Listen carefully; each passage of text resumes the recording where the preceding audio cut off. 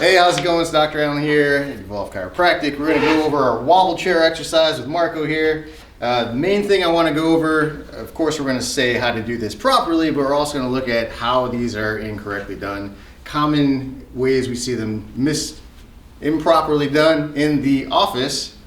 We're going to get down right about now. So first thing you want to look at is how you're seated and the balance of your pelvis and your knees and your feet.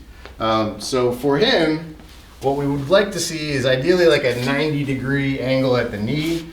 This looks a little high for Marco. So he's actually going to pull on this little lever right down there, and the pump will allow that to sink down. Good.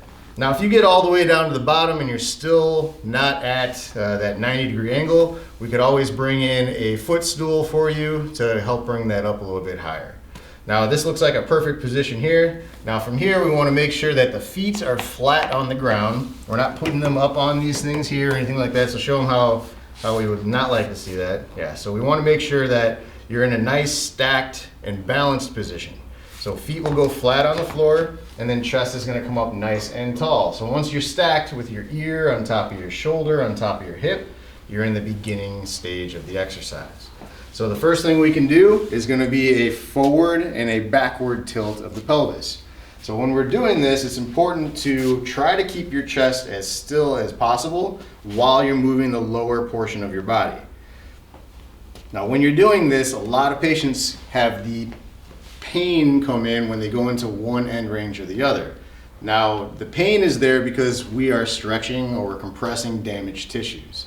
So it's important that we don't push deep into those end ranges and create pain, but we become aware of those end ranges and where the pain starts.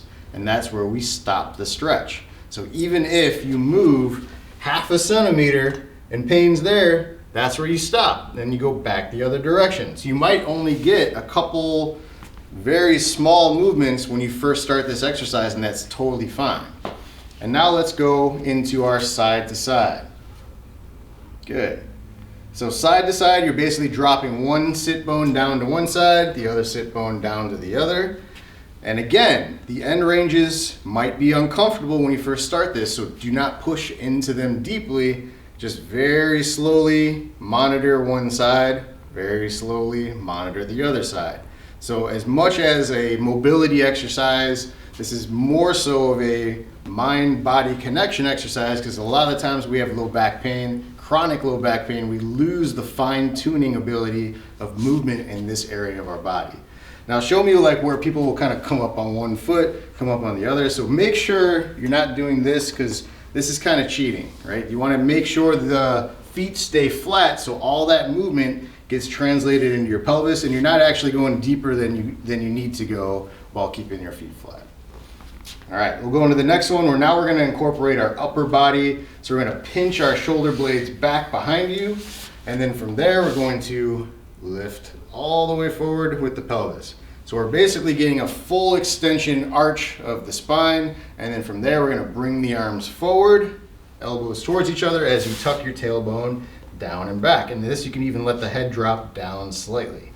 Good. So we'll lift up nice and tall, squeeze back nice and tight, contract, and then go to the opposite direction. Very good. Now one thing I see people doing on this is pacing. So when you're doing these, you want to think about a 3-second count into one direction, hold for 1 second, 3-second count back into the opposite direction.